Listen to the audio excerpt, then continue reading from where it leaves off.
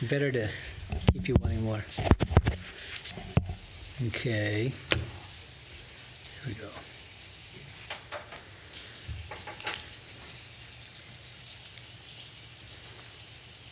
Three minutes. You got the mic, Candy, for questions? Okay.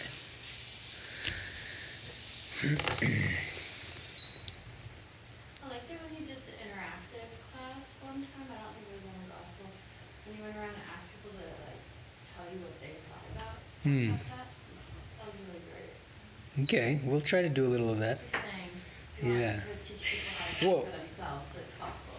Yeah. But if we do too much of that, the problem is we won't get that's true. much accomplished. This is live, Swami. Yeah. This is live. No.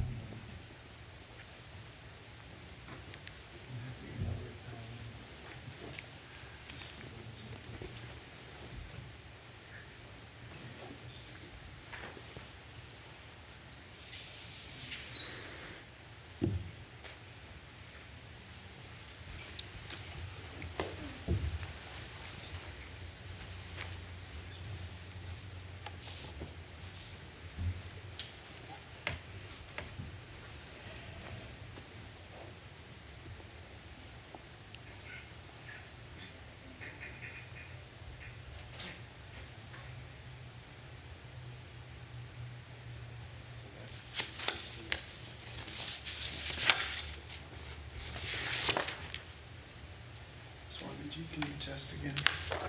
Hari Om. Works.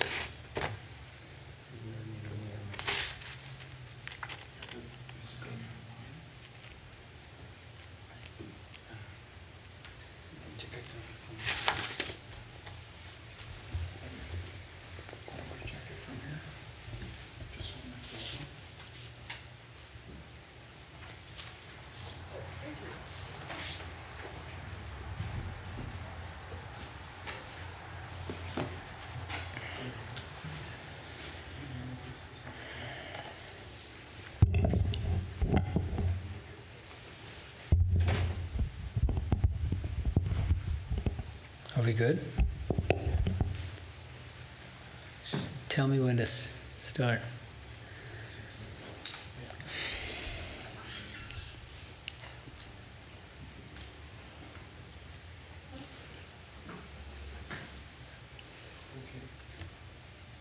Om Tava Kathamritam Tapta Jivanam Kavibidiritam Kalmashapaham Shravanamangalam Srimadatam Bhuvi Ganantiye Bhurida Janaha. Good evening, everyone. Good evening. Welcome to our monthly gospel class. Last time we finished M's third visit to Sri Ramakrishna. Today we're going to discuss his fourth visit.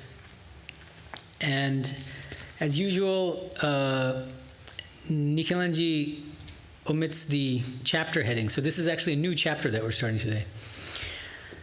In the Bengali, it's the 9th chapter, Nabam Porichhed, and the title of the chapter is Chattopadhyay Darshan, 4th Darshan, Darshan in Sanskrit, Darshana, which means really, visit it doesn't quite convey the word Darshana, Darshan in Bangla, because it literally means seeing, but it's a deeper thing. You say that with respect to holy men and women, saints, and with God. When you realize God, you also call that a darshan. And so you're not visiting somebody. Visiting almost sounds like you're doing them a favor, but they're doing you a favor. When you're seeing them, you're benefiting from it spiritually. That's the idea behind darshan. Chattopadhyay Darshan. Okay, so that's the title of this entire chapter. And M, as usual, gives an epigraph, which is omitted by Nikhilanji. And so I'm going to read it to you. Again, one of his favorite sources for epigraphs is? Gita. Very good, Bhagavad Gita. This time, 6:22, chapter 6, verse 22. Yam labdva chaparam labham manyate nadikam tataha yasmin sito nadukkena gurunapi vichalyate. Which means roughly, having attained the highest, one realizes that there's nothing greater than that. And one is not shaken even by the deepest sorrows, by the heaviest sorrows. You're not shaken or moved or troubled by even the deepest sorrow. Once you've attained the highest, realize the supreme. Why does he use this as an epigraph? We're going to see soon. But if anyone has seen the title I've given this class today, has anyone looked on YouTube? From play to Samadhi and back. So with that as a hint, you can guess that he's referring to Sri Ramakrishna's Samadhi experience that's coming up. But it's even more interesting in a way than the last class he went into Samadhi too, listening to a song, right? Chintaya mama manashohari. This time too, a song which he himself sings makes him go into Samadhi. But even more interestingly, he begins by playing with the young boys in the room, having a good time like he's another kid among other kids, child friends. And so that's part of the charm of this chapter, actually, is that going from what seems to be just like childlike play to this high state of Samadhi and then coming back and playing again. So we'll get to that. That's the epigraph. So I think that the Gita epigraph signals the fact that Sri Ramakrishna is going to attain Samadhi again during this fourth visit. And there's a section heading which M supplies, which is omitted by Nikhilanji, and it's the following. The section heading, Narendra Bhavanath Prabhritir Shonge Anando. Sri Ramakrishna playing with, having fun with Naren, the future Swami Vivekananda, and Bhavanath, a friend of Swamiji's, and others, the young kids who are about the same age, like sort of late teens. Okay, so now we begin, after all that prelude. The next day, too, was a holiday for M. He arrived at Dakshineshwar at 3 o'clock in the afternoon. Sri Ramakrishna was in his room. Narendra, Bhavanath, and a few other devotees were sitting on a mat spread on the floor. They were all young men of 19 or 20. Seated on the small couch, Sri Ramakrishna was talking with them and smiling. No sooner had M entered the room than the master laughed aloud and said to the boys, "There, he has come again." They all joined in the laughter. M bowed low before him and took a seat. Before this, he had saluted the master with folded hands, like one with an English education. But that day, he learned to fall down at his feet in orthodox Hindu fashion. Presently, the master explained the cause of his laughter to the devotees. He said, "A man once fed a peacock with a pill of opium at 4 o'clock in the afternoon. The next day, exactly at that time, the peacock came back. It had felt the intoxication of the drug and returned just in time to have another dose." All laugh. M thought this a very apt illustration. Even at home, he had been unable to banish the thought of Sri Ramakrishna for a moment. His mind was constantly at Dakshineshwar, and he had counted the minutes until he should go again. Let's pause here for a second. So there are a group of young men, including the future Vivekananda and some others, and Sri Ramakrishna is just having a nice time with them, joking, and M comes back. Now, the first Bengali issue here, small one, but I think it's significant. Second sentence. Nikhilanji says he arrived at Dakshineshwar at 3 o'clock in the afternoon. Actually, the Bengali is, Bela tintar shomoy master abar ashiya uposthit.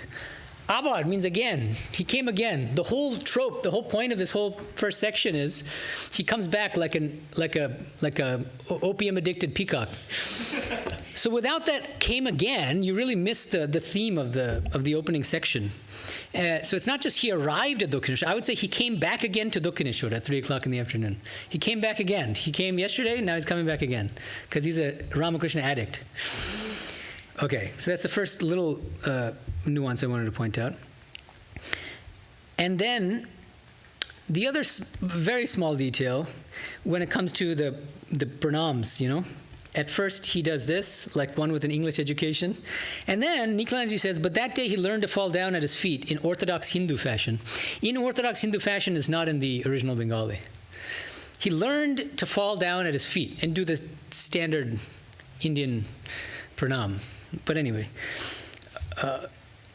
And then the really larger kind of translation issue concerns the last paragraph of what I just read. Let me read you again Nikhilanji, and then I'll read the original Bengali. M thought this a very apt illustration. Even at home, he had been unable to banish the thought of Sri Ramakrishna for a moment. His mind was constantly at Dakshineshwar, and he had counted the minutes until he should go again, right? It's a much longer paragraph in the original, and he's omitting quite a bit here. So let me explain. Let me read the Bengali and then I'll explain. Master mone mone bhabitechen. Ini thik kothai bolitechen. বাড়িতে যায় কিন্তু দিবানিশি ইহার দিকে মন পড়িয়া থাকে কখন দেখিব এখানে কে যেন টেনে আনলে মনে করলে অন্য জায়গায় যাবার জো নাই এখানে আসতেই হবে এইরূপ ভাবিতেছেন ঠাকুর এদিকে ছোকরাগুলির সহিত অনেক ফষ্টি নাষ্টি করিতে লাগিলেন যেন তারা সমবয়স্ক হাসির লহরী উঠিতে লাগিল যেন আনন্দের হাট বসিয়াছে Okay, so the first thing is Master thinks to himself, and then the rest is in quotation, actually, which is not in the original. And it's like it's like an internal monologue. That's what it is in the original. Here's what the monologue is. He said correctly. Ini thik kothai boliten. Yes, he said correctly about the opium, the opium-addicted peacock. Barite jay kintu divanishi ihar dike mon poriye thake. That's fine. Even at home, he had been unable to banish the thought of Sri Ramakrishna for a moment. But then, in the Bengali, it's very beautiful, actually. Kokhon dekhibo. He's constantly thinking, when will I see him again? When will I see him again? It's like a lover who's in love with somebody and is waiting to see the person again. Kokhon dekhibo. And again, this is part of the internal monologue in quotation marks in the original, which is missed. Okay.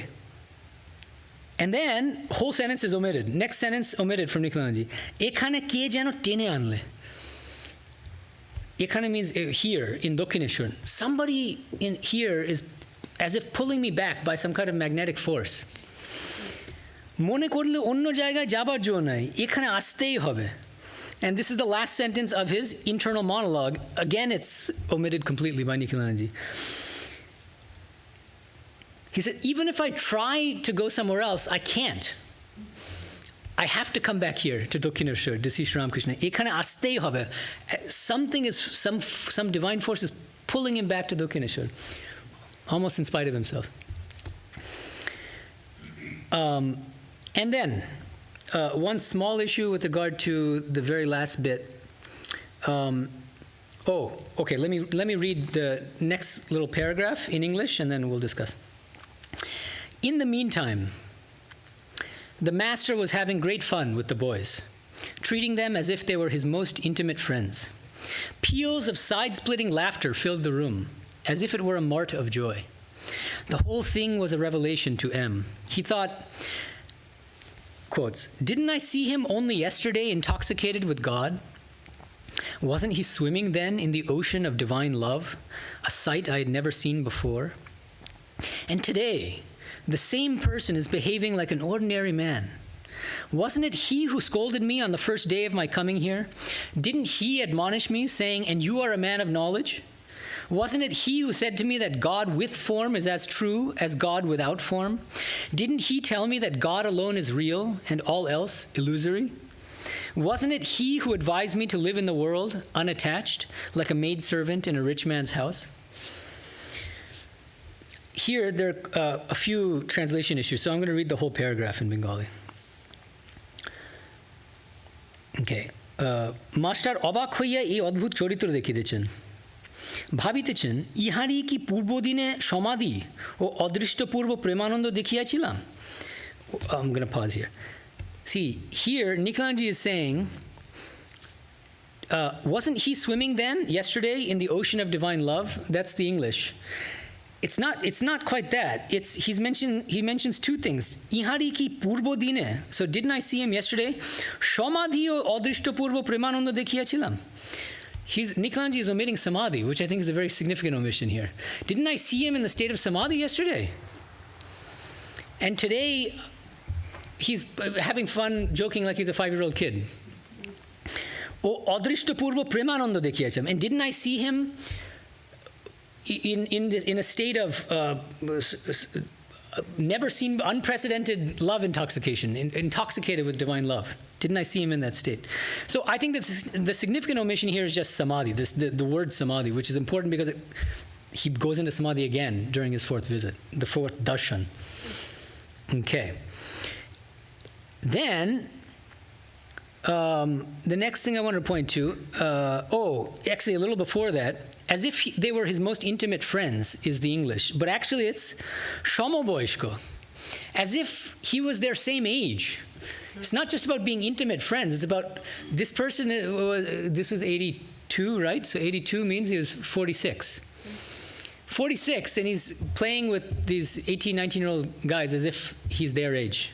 So that's, I think, significant. It's not just intimacy, it's about behaving as if they're the same age. And then this sentence, this is, I think, a really serious translation issue. Toward the end of what I read, here's Nikhilanji's rendering. Didn't he tell me that God alone is real and all else illusory? Can you guess what word I'm going to quibble with here? God? Yeah, exactly. Let's see what the original is. Okay. The sentence is, ইনি কি আমায় বলেছিলেন যে ঈশ্বরই সত্য আর সংসারের সমস্তই অনিত্য, anitya. We've already seen this in previous classes. Nikhilanji tends to translate anitya, which means impermanent in Bengali and Sanskrit, as illusory. But just because something is impermanent doesn't make it illusory. He's kind of skewing Sri Ramakrishna in more of a classical Advaitic direction by doing that. So I think that's very significant philosophically, and just, we shouldn't put words in the mouth of Sri Ramakrishna. Okay. Okay, so now let's go to I'm going to read up to the end of the section, okay, for the remainder of it, because it's really remarkable, and he goes into samadhi. I don't want to interrupt this, so let's listen. And then we'll talk. Sri Ramakrishna was having great fun with the young devotees. Now and then he glanced at M. He noticed that M sat in silence. The master said to Ramlal, "You see, he is a little advanced in years, and therefore somewhat serious. He sits quiet while the youngsters are making merry." M was then about 28 years old. The conversation drifted to Hanuman, whose picture hung on the wall in the master's room. Sri Ramakrishna said, "Just imagine Hanuman's state of mind. He didn't care for money, honor, creature comforts, or anything else. He longed only for God. When he was running away with the heavenly weapon that had been secreted in the crystal pillar, Mandodari began to tempt him with various fruits so that he might come down and drop the weapon." This is referring to the Ramayana. I should read the footnote here, Nikhilanji's footnote. The story referred to here is told in the Ramayana. Ravana had received a boon. Ravana the demon had received a boon, as a result of which he could be killed only by a particular celestial weapon. This weapon was concealed in a crystal pillar in his palace. One day, Hanuman, in the guise of an ordinary monkey, came to the palace and broke the pillar. As he was running away with the weapon, he was tempted with fruit by Mandodari, Ravana's wife, so that he might give back the weapon, knowing that monkeys love fruit. He soon assumed his own form and sang the song given in the text. This is a song that Sri Ramakrishna is about to sing. Okay, so Sri Ramakrishna is saying, Mandodari began to tempt him with various fruits so that he might come down and drop the weapon. But he couldn't be tricked so easily. In reply to her persuasions, Hanuman sang this song, and Sri Ramakrishna himself sings this. Translation, "Am I in need of fruit? I have the fruit, capital F fruit, that makes this life fruitful indeed. Within my heart the tree of Rama grows, bearing salvation for its fruit. Under the wish-fulfilling tree of Rama do I sit at ease, plucking whatever fruit I will. But if you speak of fruit, no beggar I for common fruit. Behold, I go, leaving a bitter fruit for you." As Sri Ramakrishna was singing the song, he went into samadhi. Again, the half-closed eyes and motionless body that one sees in his photograph. Just a minute before, the devotees had been making merry in his company. Now, all eyes were riveted on him. Thus, for the second time, M saw the Master in Samadhi. After a long time, the Master came back to ordinary consciousness. His face lighted up with a smile, and his body relaxed. His senses began to function in a normal way. He shed tears of joy as he repeated the holy name of Rama. M wondered whether this very saint was the person who a few minutes earlier had been behaving like a child of 5. The Master said to Narendra and M, "I should like to hear you speak and argue in English." They both laughed, but they continued to talk in their mother tongue. It was impossible for M to argue anymore before the Master. Though Sri Ramakrishna insisted, they did not talk in English. So you see why I called this class From Play to Samadhi and Back, because he starts by fooling around with these very young kids, these young guys, having a good time, laughing, side-splitting laughter, ruckus laughter. And M is the killjoy, sitting there like a school teacher. And Sri Ramakrishna even starts poking fun at him. And then the next moment he sings a song about Hanuman and he goes into the deepest samadhi. Then when he finally comes back, again he's having fun. And he doesn't know English. That's why he wants to hear them speak in English, just to have some fun. And he asked Naren to argue in English with them, right? And then they didn't humor him. They didn't indulge him. Okay, so that's the section, but there's a lot here to unpack and to discuss. So, okay, some nuances in terms of translation and stuff. So this second sentence, Sri Ramakrishna was having great fun with the young devotees. Now and then he glanced at M. He noticed that M sat in silence. That's what Nikhilanji says. Actually,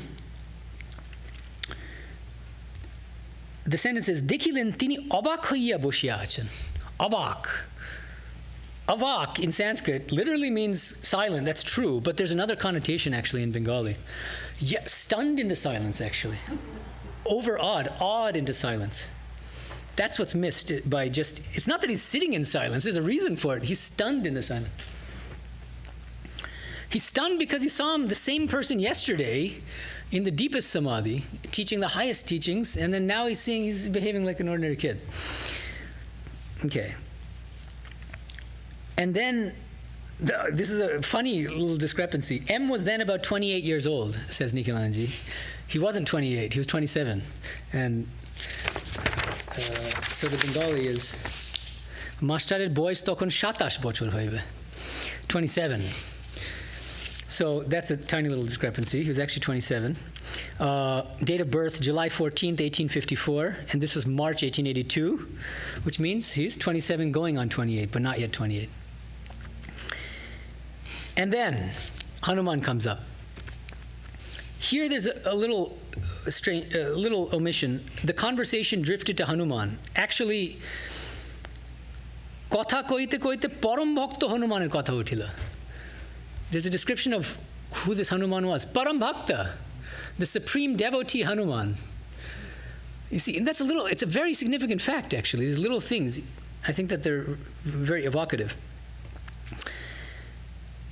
And then Sri Ramakrishna said, just imagine Hanuman's state of mind. Now here, I don't blame Nikhilanji because it's difficult. The original term here is abhāb. Sanskrit is bhava.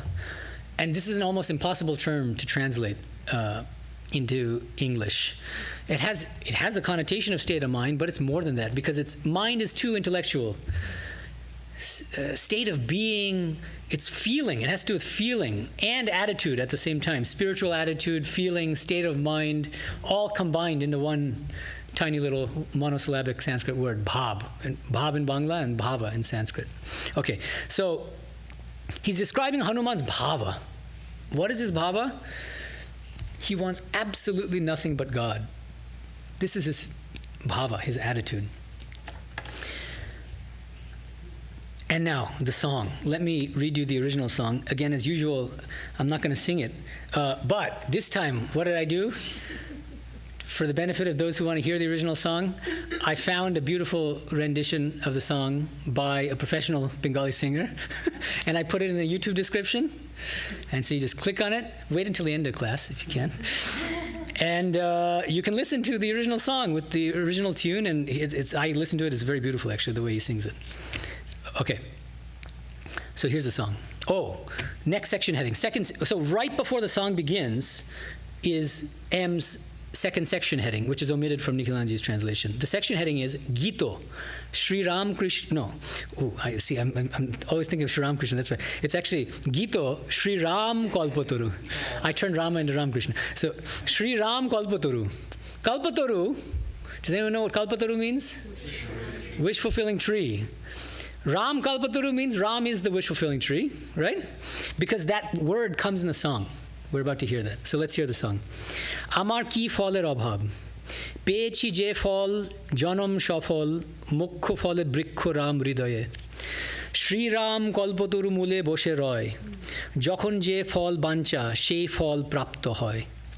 ফলের কথা কয় ধনী গো, ও ফল গ্রাহক নয়। যাব তোদের প্রতিফল যে দিয়ে। Well, you got to listen to the song. Go to that YouTube description, listen to it, and then you'll understand Hanuman's bhava. And Sri Ramakrishna is singing this, and in the midst of singing it, he goes into a state of samadhi. A couple things about the song. As usual, my stance on the songs in the Kathamrita throughout in the Gospel is that they're all untranslatable. And this one is actually quite good in general. And only I would have, like, one quibble would be, Nikhilanji says, within my heart, the tree of Rama grows, bearing salvation for its fruit. Salvation is very Christian. And the original term is moksha, mokkho phal. The fruit is moksha, liberation. So a little bit more accurate would be bearing liberation for its fruit. Other than that, I think it's quite a good translation. It's impossible to convey the original poetry and the rhyme. There are three, there's a triple rhyme in the last three lines. Sri Ram kalpataru mule boshe roy. যখন যে ফল বাঞ্ছা সেই ফল প্রাপ্ত হয় ফলের কথা কয় ধনী গো ও ফল গ্রাহক নয়. So that's part of the beauty of the song, actually, which is missed. But now, let's dwell a little bit, reflect a little bit on the song and him going into samadhi. First of all, this should remind us again of the power of music in spiritual life. In back-to-back visits, last visit, Sri Ramakrishna hears a song, and I think he hears the song, right? I don't think not in the nata singing, and he listens to it and he goes into samadhi. This time he himself sings, and he goes into a state of samadhi. Just see the power, the spiritual power of music. That's the first thing. Secondly, I hope you're beginning to see. If some of you here, most of you have probably read at least parts of the gospel, but for those of you online who have not read the gospel, this is very unique, the gospel, because it's not just his teachings. You see his every moment, his day-to-day actions, his behavior, what he does, what he says. And this is really remarkable in the history of the world's spiritual literature. I mean, there are other texts which also talk about saints going into samadhi, but so frequently and with all the context, all the detailed context, what is it that sends him into samadhi? How does he behave before and after? What does his body look like? Down to the smallest details, with his eyelids half closed, body motionless. Much later in the gospel, there's a skeptical doctor, Mohanlal Sharkar, who actually touches his eyeball while he's in the state of samadhi to see whether he's just faking or not. And there's absolutely no consciousness, external consciousness. Okay, so that's the second thing, is that this is an extraordinary document. And for those of us who are sort of more rationalistic, modern-minded, like Swami Vivekananda himself, all of you know this probably, that when he was a young teen, as a follower of the Brahma Samaj, he was running around from one saint to another saying, what? Have you seen God? Have you seen God? Have you seen God? And Sri Ramakrishna says, yes, I've seen God. And I speak to her more intimately than I'm speaking to you right now. I feel her more intimately than I see you right now. So again, this is the kind of thing that when you see somebody like Sri Ramakrishna going into samadhi just by singing a song and all the details, this should also give us, this is a kind of proof of God, proof of God realization, proof of God. Third thing, this comes back to why I called today's class From Play to Samadhi and Back, because I think this is the most striking thing about this entire episode. Starts by having simple old fun with some teenagers. And then suddenly he gets in this completely different mode. And he talks about Hanuman's tremendous vairagya, his dispassion for everything in the world, his intense love for Rama. And then he himself goes into Samadhi while singing this song. And then again, when he comes back down, what happens? He has fun with Nara and M again, saying, please talk in English so I can have some fun. This is remarkable. And M is astonished by this. Because if you go into Samadhi, then you're going to be a serious spiritual kind of guy. Or you're kind of frivolous and you're going to be playing around with kids. But how can you, in the same breath, 1 minute after another, you're playing with young guys and then suddenly you go into Samadhi and then you come back? How is this possible? What kind of person is this? My answer is, he's a Vijnani. And you're going to see this again and again in the course of the gospel, that what's most unique about Sri Ramakrishna's bhava, his spiritual attitude, his spiritual state of being, is that he said, Divine Mother has kept me in the state of a Vijnani. And he explains it in different ways, but it helps us to bring in some of the teachings that come later to explain how he can move so effortlessly from ordinary play to Samadhi, back to ordinary play, to this world, having fun with people. How? He says, the Vijnani, remember, I'm just going to run through some of the basics about Jnana and Vijnana. What does he say? He says, you climb up, to get to the roof, you climb up a staircase, leaving the steps behind one by one. This corresponds to the sadhana, the spiritual practice of neti, not this, not this. Brahman is not this body, Brahman is not this mind, Brahman is not this world, until you reach the roof. What does the roof signify? Anyone? Samadhi. What kind of Samadhi? Nirvikalpa Samadhi, knowledge of non-dual pure consciousness in the state of Nirvikalpa Samadhi. That's Jnana. He calls that Jnana. Reaching the roof is Jnana. Then he says, there's some people who, after reaching the roof, then look back on the stairs and say, wait a minute, but the stairs are made of the same material as the roof. Bricks, lime, and brick dust. That person is the Vijnani. The Vijnani sees that Brahman itself has become the 24 cosmic principles. The Vijnani sees that that divine reality, which is nirguna, impersonal, without attributes, is also personal, with attributes, saguna. Okay? Now, in that context, he also says, the Vijnani, just as the Vijnani, the person who can climb up the roof and then go back down the stairs, and up to the roof again. Roof, down the stairs, up to the roof again. He says, the Vijnani doesn't like to just stay at the level of the nitya, being completely sort of losing external consciousness. The Vijnani, what's the speciality of the Vijnani is that the Vijnani can dwell at the level of the nitya, the eternal, and then choose to come back down to the realm of divine play, God's play, and be a playmate, a playfellow of God, of Divine Mother, at the level of the lila. Do you see how this is matching with the episode? And then he can go back up to the nitya whenever he feels like it. Back and forth, back and forth. That's the Vijnani's unique ability. You see, another way he puts it, he says, if I have a flute, why should I only play one note on the flute? Boo, like that. No. He says, I'm not, that would be like, I don't want to just say Soham, I am Brahman. I want to play ragas and raginis on this flute. Nitya to Lila, Lila back to Nitya. Look at the wonder of this. This is what struck M dumb. Okay, so that's another thing I wanted to bring your attention to. Another thing I wanted, that this song and this whole incident, this whole points to, is the following. Notice the context. Right before he sings the song, what does he say? He says, just imagine Hanuman's bhava. Imagine Hanuman's bhava. He cares for absolutely nothing in this world except Rama. You see? So the real test of devotion for each one of us as spiritual aspirants is, how attached are we to the world? How many desires do we have for this world? And if we have any, it means our devotion is not fully ripened. We're not sufficiently, we don't love God enough. Jesus said, you can choose God or mammon, but not both. God or mammon, but not both. And Hanuman fully on the side of God, right? Absolutely no trace of any kind of desire or attachment for mammon, for worldliness. So that's something we can ask ourselves. How much do we really want God? And how much do we want this world? A lot of people talk about God and a lot of things, But do we really feel love for God? Do we really have full faith in God? That's the question we have to ask ourselves. And the litmus test is, how attached are we to the world? Okay? And finally, I was just thinking, because Sri Ramakrishna himself, this is, I believe, the first time, I could be wrong, but the first time so far in the gospel that Sri Ramakrishna himself is singing. I think he gives us a model of how to sing. For people, those in the audience, not like me, but those who do sing devotional songs, how should we sing? One thing I'll mention, in training center in Belumut, when I was a brahmachari, one of the senior monks, he was the principal actually, he gave us a warning. He said, be careful about two things in spiritual life, singing and lecturing. Both are wonderful things, right? I'm lecturing right now. And singing, what could be better than singing devotional songs? But he said both have great dangers. What's the danger? Can any of you guess? What's the danger in either of these? Either or both? Huh? Pride, ego, exactly.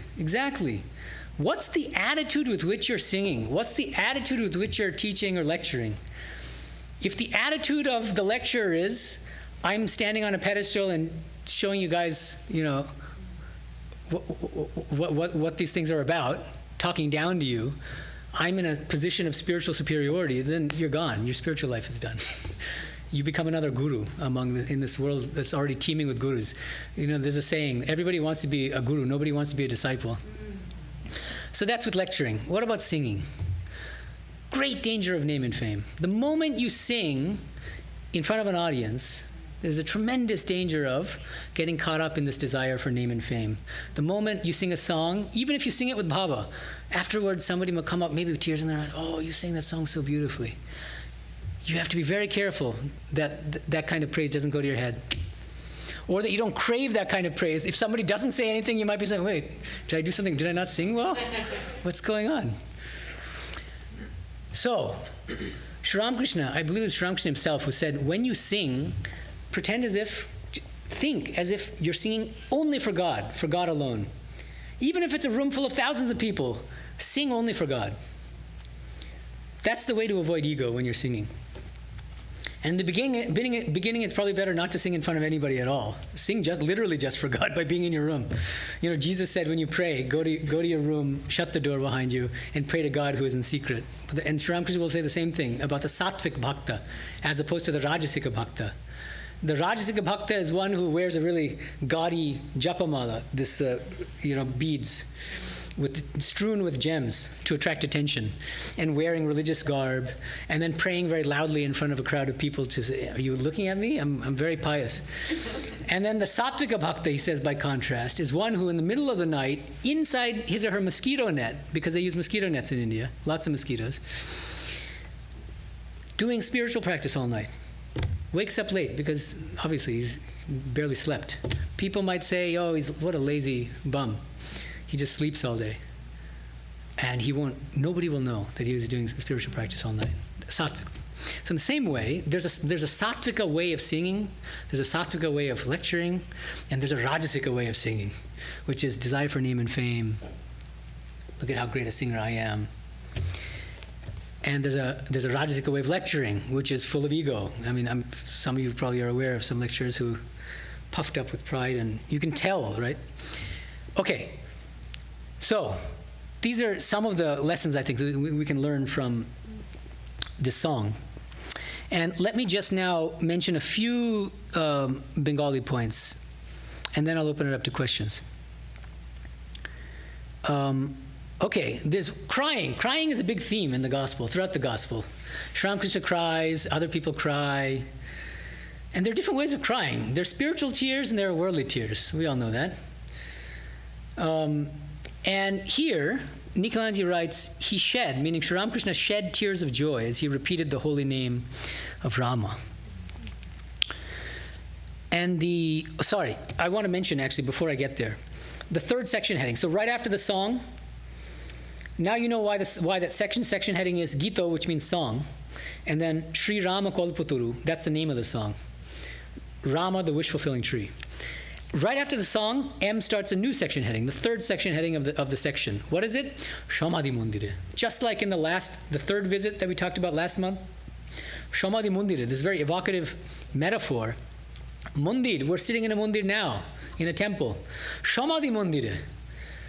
In the temple of Samadhi. Such a beautiful expression. Again, omitted, unfortunately, by Nikalanji. Now, let's get back to tears. He shed tears of joy as he repeated the holy name of Rama. Actually, the Bengali is Chokkhet kon dia anondashru bisarjon korite korite Thakur Ram Ram ei naam uchcharon koritechen. Chokkhet kon dia anondashru. Actually, the key here is he's crying from the corners of his eyes.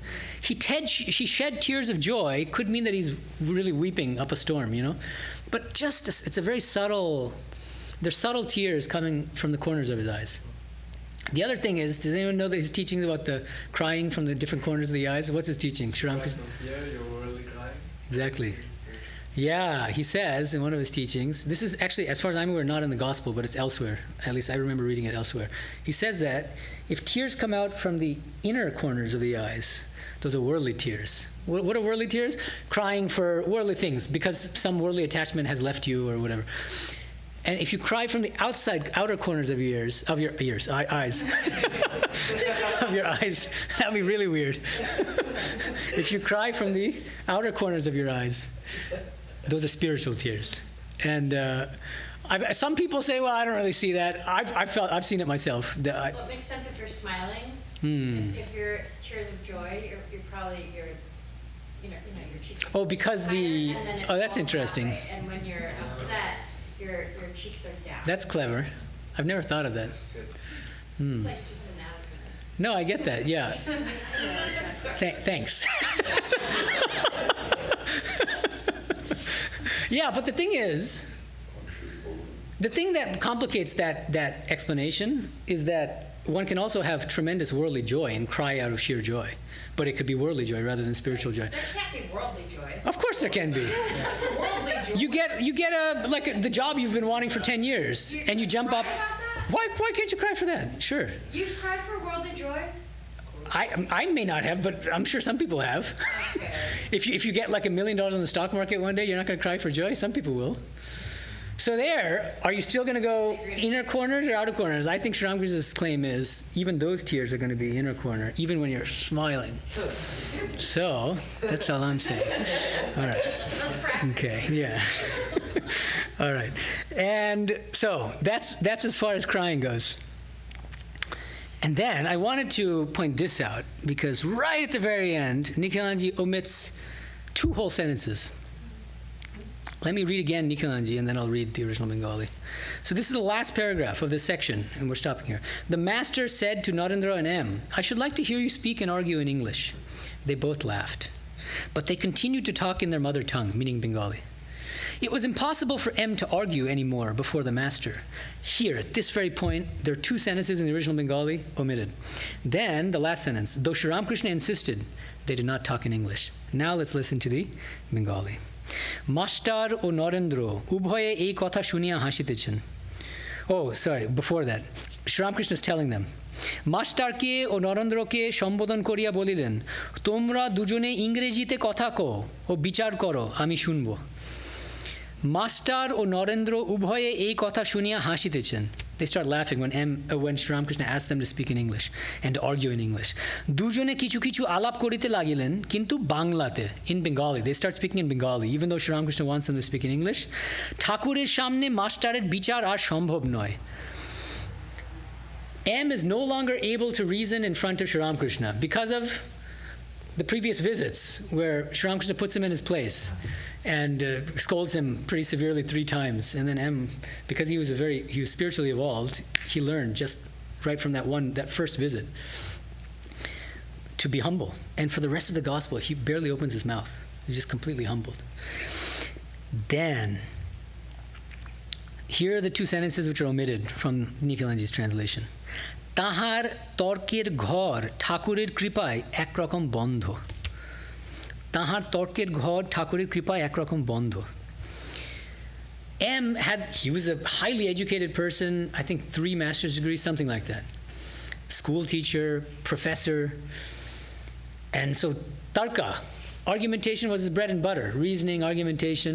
And this sentence, highly significant, and it's omitted from the English, তাহার তর্কের ঘর ঠাকুরের কৃপায় একরকম বন্ধ. By the grace of Sri Ramakrishna, that impulse, that tendency to reason incessantly and to argue is completely stopped.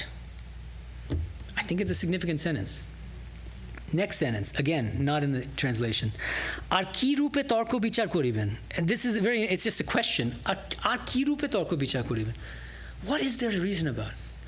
When M is seeing this, God himself going in these states of samadhi, completely losing external consciousness, what do you have to reason about? You have the proof right in front of you.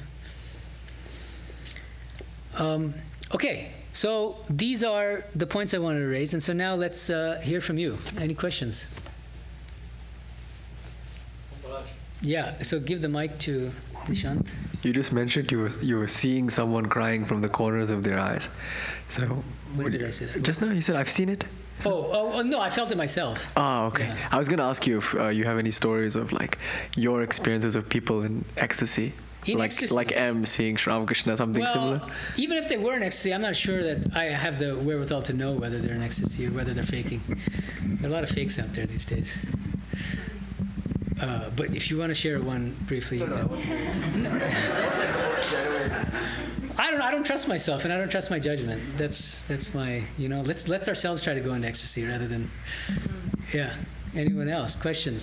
And I'll look at the online questions eventually, but let's give the people who have taken the trouble to come here in person a chance first. Anyone else about this section? Huh? Okay, there's Govind in the back. Yeah, lots of people. But no questions.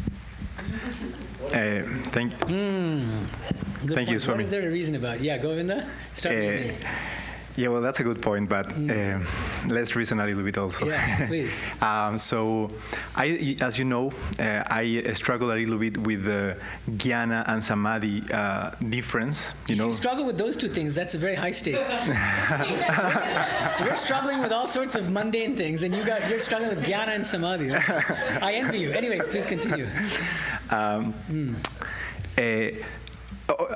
Probably it's my ignorance, obviously, but are there like other records of people going into samadhi? Like, obviously there are the direct disciples, but they were extremely high evolved souls. But other than that, why am I asking this? Because is there like hope if the only salvation, liberation is going into samadhi, nirvikalpa samadhi, which is such a high state? Is it possible for aspirants like us, even if we like do spiritual disciplines throughout our life? Because I haven't heard of many instances like that. Okay, there are a few things here. First of all, this is something that I brought up last time, but I think it's worth bringing up again. You seem to assume that the samadhi state he went into here was nirvikalpa samadhi. Is that correct? What makes you think that? Use the mic. Well, I don't want to say that, but the thing is that probably what I'm saying is that nirvikalpa samadhi is the liberating state, the goal. Yeah, no, I know what your question is. I want to first, I will come to your question. I want to flag this first, which is, I talked about this last month. You weren't here last month. Maybe that's why. So Sri Ramakrishna distinguishes two different kinds of samadhi. There are many more kinds of samadhi, but two basic kinds of samadhi. One is Chetana samadhi or bhava samadhi, which means that's a bhakti-oriented samadhi, where you're having a direct realization or vision of some form of the personal God. That's also samadhi. And then there's nirvikalpa samadhi, which he also calls jada samadhi, as if you're an insentient stone, because you've completely lost external consciousness. And that is a state of being like a saltol merging into the ocean, melting into the ocean. You become one with non-dual pure consciousness. So it seems to me that all the evidence points to this samadhi being, which, guess? Bhava samadhi. Because what is it that prompts him to go into the state of samadhi? Hanuman. Hanuman's bhakti for Rama. All of this is very bhakti oriented, right? And tears of love and everything. This seems strongly to suggest bhava samadhi. Okay, so that's one caveat. Now coming back to Govinda's question, he's saying, well, if samadhi is necessary for liberation, doesn't that set kind of too high a bar for the rest of us? Where does that leave the rest of us who are not flying into states of samadhi at the least opportunity? The thing is, remember that this spiritual journey, spiritual life is a journey of many lifetimes. And just because the people you see around you are not spontaneously going into samadhi, I mean, no, samadhi is a very rare state. Manushanam sahasrareshu kaschyadyati siddhe. In Gita, Bhagavan Krishna says, out of hundreds of thousands of people, only a few even have any interest in liberation, strive for liberation. Among that tiny subset, an even tinier subset actually attain liberation, something along those lines. So how many people are going into samadhi? Why should you expect the majority of people to go into samadhi? But the thing is, the beauty of our tradition, at least, there are different traditions within Hinduism. Some are a little bit more rigid and less liberal than we are. Our tradition, maximally liberal. Every single person, without exception, is going to attain liberation. And you say, but wait, does that mean in this life? No, not necessarily in this life, but eventually. Either in this life, Sri Ramakrishna used to say, some people are fed at 6 in the morning, others at 12 noon, others at 6 p.m., others at midnight, but nobody will be left hungry. Same way, some people in this life, other people after 10 lives, other people after 1 million lives, but everybody will eventually get liberation. If I may, one more question, please. Yeah.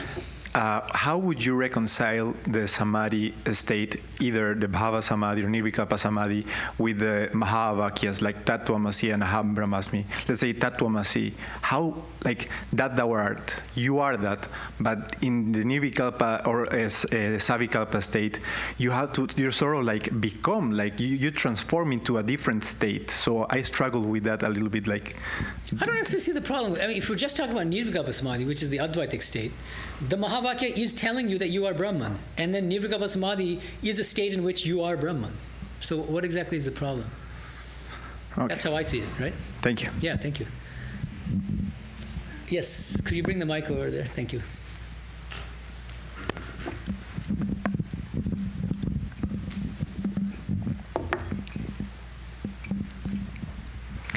Thakur also said that all those who belong to me will be freed at the moment of death. And I wonder, what does that mean? Yeah. And how does that relate to what we've just been talking about?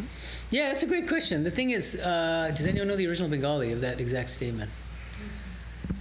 Belong to me, I want to know, I mean, I'd need to look at the original Bengali here.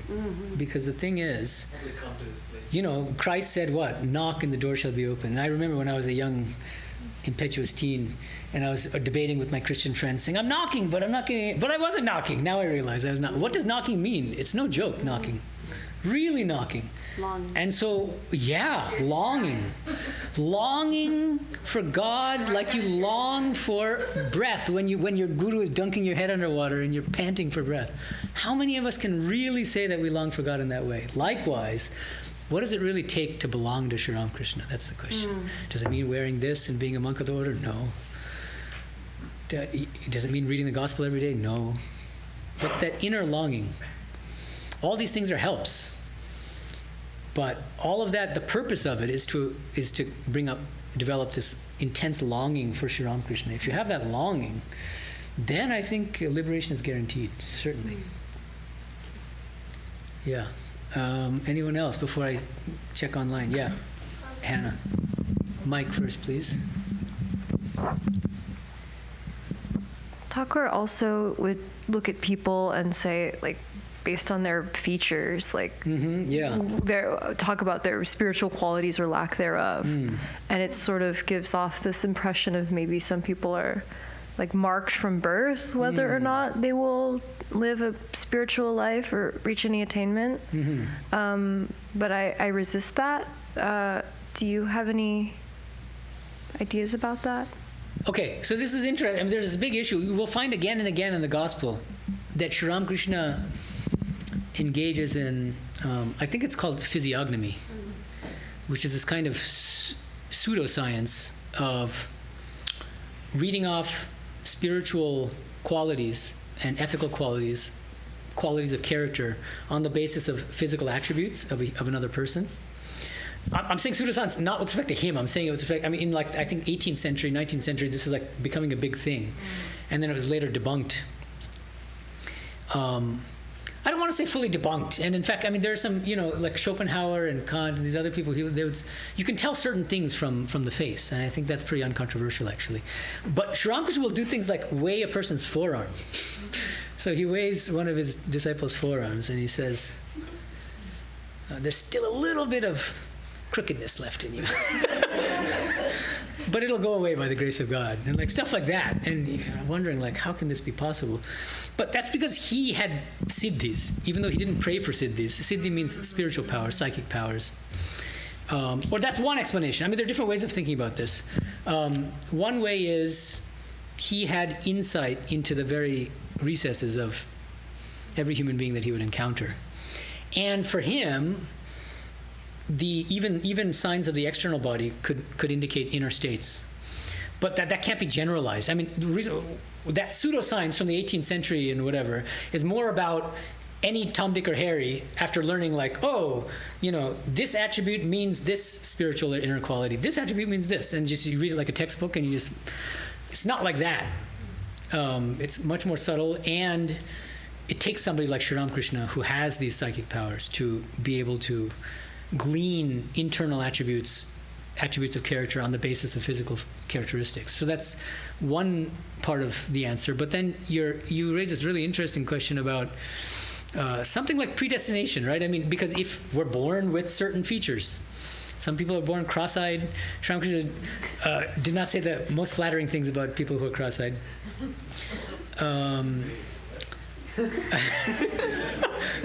We'll get to that when it comes. Let's wait. Otherwise, So, but again. So the point is, he's not making general claims. You have to look at them in context, and otherwise, we're liable to misinterpret him. So So anyway, but coming back to this question of predestination. Predestination. Yeah, Govinda is saying prarabdha karma.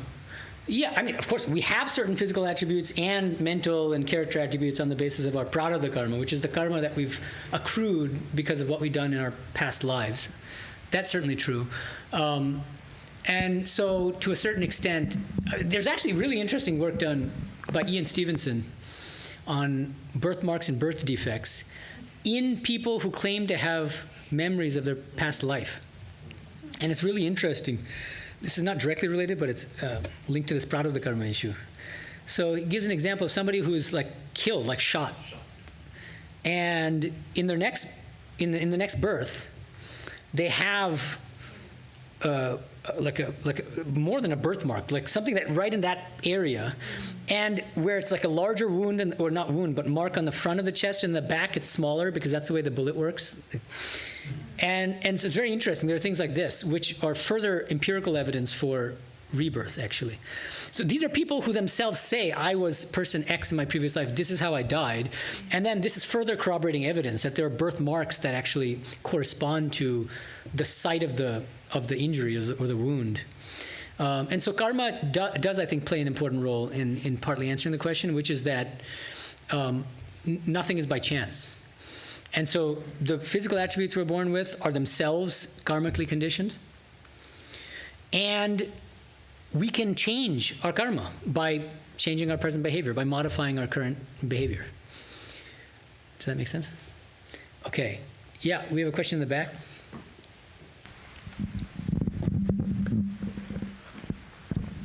Nishant, can you in the meantime open the chats? Because I can't figure out, first of all, let me open it. Yeah, but I can't figure out how to, Yeah, go ahead. Should I ask? Yeah. Yeah, so there is longing for God, and there's longing for spiritual qualities like devotion, dispassion, and things like that. What's the distinction between the two? Because sometimes it can be more easier to long for these spiritual qualities because, I mean, we don't know what God is, right? God is an entity. It's very difficult to sort of interpret it. What are your takes on it? Yeah, no, that's fine. I mean, the key is when you pray to pray for spiritual things. And so all the things you just said all fall under spiritual things, it seems to me. Remember the incident when Naren's father dies, his family is destitute. He asks Sri Ramakrishna to pray to Divine Mother for his family's welfare. Sri Ramakrishna says, you go pray yourself. And he goes with full intention to go and pray to Divine Mother to relieve his family of their poverty and stuff like that. But what happens the moment he sees Kali? He forgets all about his worldly prayers. And he can only pray for dispassion, bhakti, love, right? Renunciation. Well, I think that actually renunciation and dispassion are different English terms translating the same Sanskrit or Bengali term, vairagya, usually. So, yeah, I don't think that there's any, and so if you feel like, what does it mean to long for God? Then don't long for God. Long for discrimination or whatever. These days, people don't like the term discrimination, so discernment. My objection to discernment is that it doesn't work grammatically the same way that discrimination works. You discriminate between X and Y, which is crucial to the whole spiritual practice. You separate the eternal from the non-eternal, right? From the worldly from the divine. But you don't discern between X and Y, and so that's another issue. But okay, where was I? So pray for whatever feels comes from the heart, you know. But try to make sure it's spiritual. That's all. Holy Mother said the best prayers to pray for desirelessness. Yeah, thank you. Okay, so. Any more in-person questions before we go online? Or you can, if you have questions later, you can ask. Okay, a person named Absolute, which is an interesting name. How to be fast and fearless in decision-making.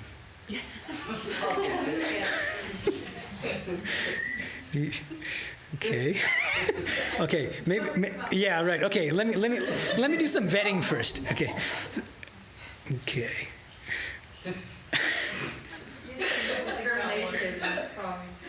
Yeah, use my discernment. Yeah. Okay, Vedanta's. Okay, there's the whole weird sub-discussion about Christianization. I'm not even opening that can of worms. Okay. Can you? Okay. I have faith in Anirban here because I think he's asked before. Okay. Can you throw some light on the higher plane of consciousness in the Samadhi state? Once, Sri Ramakrishna said he went to a faraway land in Samadhi where he saw white people, very simple and respectful. It's true, actually. He saw white people. See, here we are now, in a room full of white people. This could very well be the vision that he... Yeah, I'm not entirely sure what the question is. Can you throw some light on the higher plane of consciousness in the Samadhi state? Once he said... So one thing I'll say is, I'm not sure I understand your question, but there are many different kinds of Samadhi, states of Samadhi, and we shouldn't jump to assume that it's Nirvikalpa Samadhi or this kind. There are many different kinds. All it means is some experience of the divine in some form or aspect, it seems to me. Jill asks, can we aspire to both be the sugar and to taste the sugar, going back and forth between a totally non-dual orientation and the devotional love of the divine? How to do so coherently? Is a very good question. Study Kashmir Shaiva.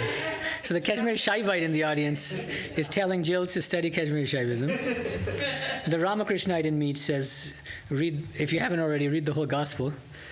But the thing is, this is gonna come up much later in the gospel. M once asked Sri Ramakrishna, he says, is it possible to have both jnana and bhakti at the same time? And Sri Ramakrishna, somewhat surprisingly, scolds him. And he says, don't ask that question. That's for people like avatars, like Chaitanya. Ordinary people, forget about it. Something along those lines. I mean, when we get to it, we'll see the exact wording. But why did he say that? It's not that it's not possible, but the idea is that most of us have a certain tendency, a certain kind of temperament, certain strengths, leaning in one direction or the other.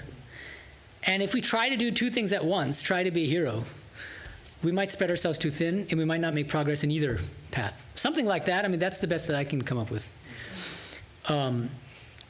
But if you accept Sri Ramakrishna's framework of vijnana as a spiritual aspirant, and I can guarantee you, see, the thing is, the beauty of this framework is that it empowers you to do whatever yoga you feel drawn to at the time.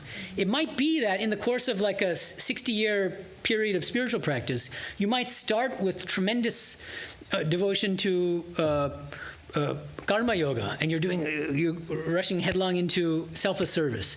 After 20 years, you're like, you know what? Now I just want to kind of spend more time in meditation and japa, bhakti yoga. The same person can evolve, you know? And then maybe toward the end, you might say, now I just sort of feel like I'm losing interest in the forms of God, jnana yoga, or something like that. So each person has his or her own individual evolution. It's not evolving like one is better than the other. No. It's just an equally different Yeah, experience. but it's the way that, it's just you, it's the way you evolve as an individual. It's not about some objective, this is higher than that or lower than that, you know? Yeah, that's how I see it. The answer I would say is you can aspire to be both. But the other thing is, becoming sugar and eating sugar, there are two different ways points at which we can either become sugar or taste sugar. One is while still in the body. And that's through these states of samadhi and realization, right? While in the body. And then there's assuming that you've realized God in this life, and then you leave the physical body. And then there's this post-mortem state of liberation. And I like to think of my understanding of Sri Ramakrishna's picture of this post-mortem state of liberation is that it's like a many-roomed mansion. And there's a Christian room in the mansion, that's the Christian heaven. There's the Muslim room, Jannah is the Arabic word for heaven, I believe. And then there's the Krishna room, and there's the Kali room, there's the Advaita room, even though they won't like the language of room, because Advaitans don't believe in rooms. And so each of these. Now, what happens? The liberated soul who loves Christ will choose to dwell in the Christian heaven. Now, there's an interesting question: can that Christian heaven, can that liberated Christian soul, if she gets a little curious about what's happening next door in my Muslim neighbor's heaven, can he pop in? I don't see why not.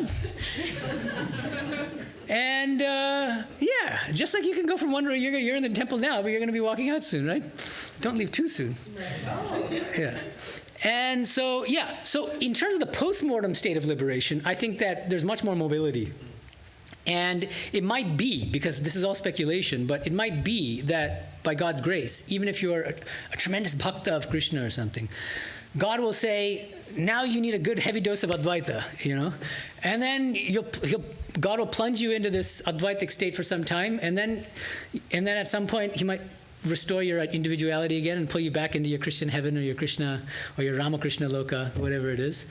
I don't see any logical difficulties with this as a possibility. Salvation is not monolithic, is the fancy sort of philosophical way of putting it. I think one mistake made by a lot of theologies in the past and philosophies is that they just assume that every single person has to have the same form of salvation or liberation. And I think that's just a mistake. Sri Ramakrishna has a much more expansive view of salvation/liberation. And different people will experience that highest state of salvation in different ways, depending on their temperament, what they love from their heart. And also their karma, right? I mean, based on what they did or accomplished. Yeah. The two things are linked, right?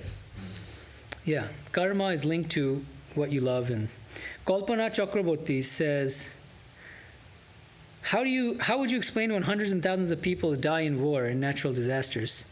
Okay. This is a whole other can of worms, which is not exactly directly raised in this section of the gospel. It will come up. Let's table it. And if you're interested in an immediate answer, please read chapter 7 and 8 of my book, Infinite Paths to Infinite Reality, which are devoted to the problem of evil and Sri Ramakrishna's response to it. I'm going to ignore the time travel question. Okay. And then, okay, on. You want the time travel. All right. By popular demand, I'm going to read the question. Could there be time travel? He was doing, I see. He's going back to his previous question. This is Anirban again. Asking about time travel. Maybe he's here right now and he's seeing all the white people here. He's referring to that white person question from before. The Anirban was asking, he had this vision when he went to a faraway land in Samadhi and he saw white people very simple and respectful. So could he travel? Could he time travel? I don't know. I don't know how to answer these questions. These are above my pay grade.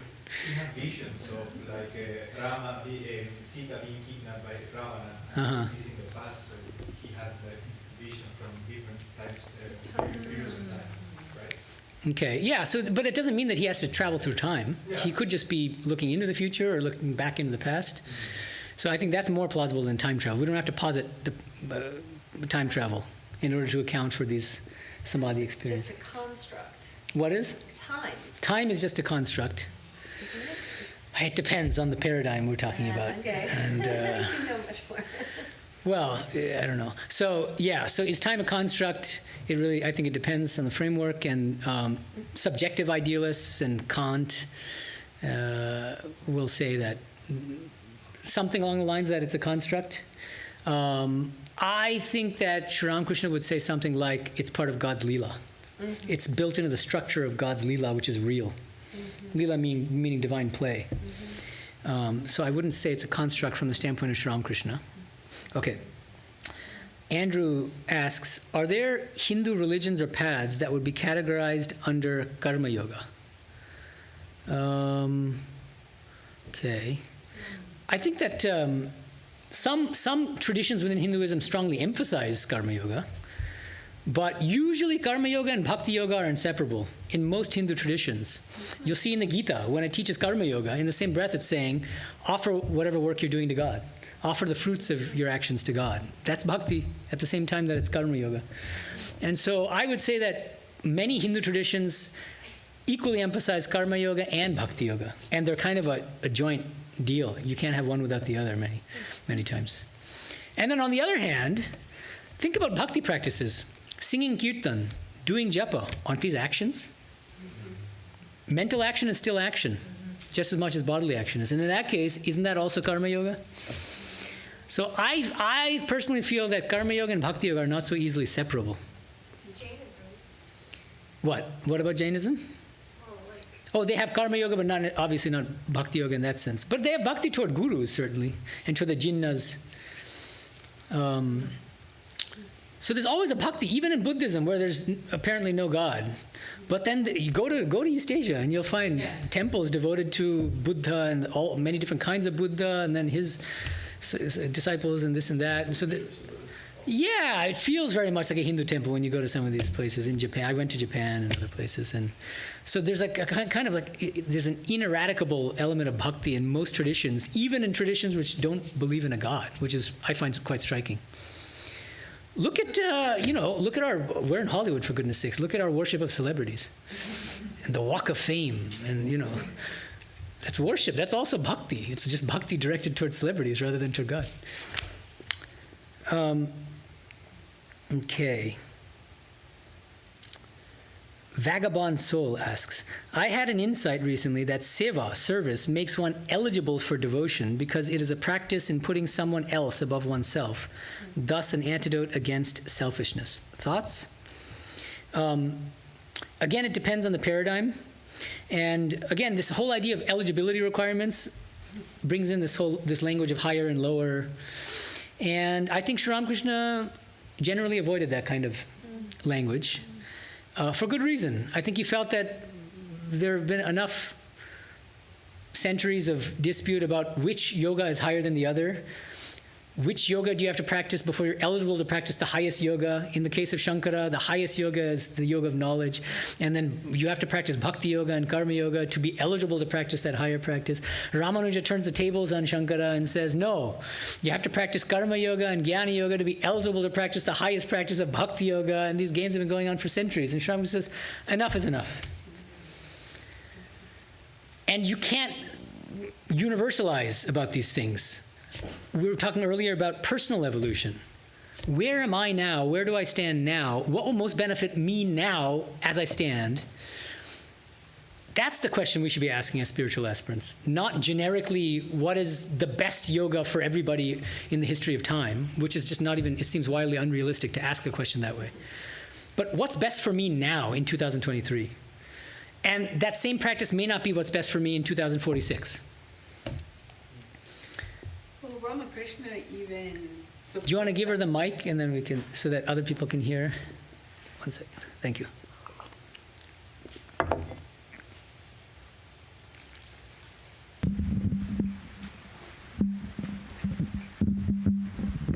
Yeah.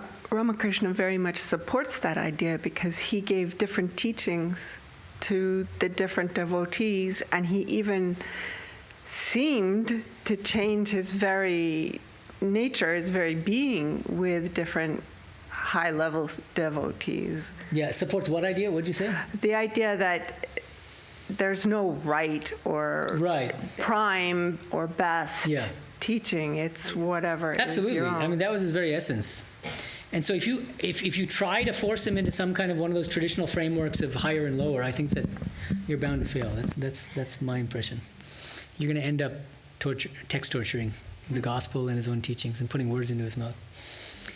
Yeah, okay. Any last questions before we wrap up? Yes, Henry.